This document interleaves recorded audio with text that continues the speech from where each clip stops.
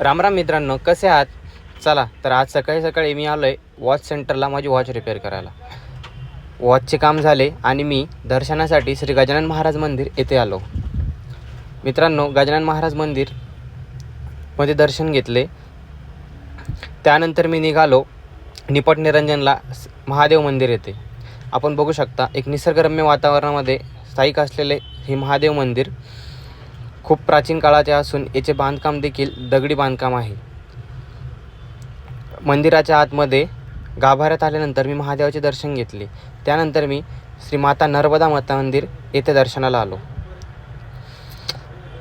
अत्यंत पुरातन काळातील हे मंदिर असून पूर्ण दगडी काम या मंदिराचे झालेले आहे.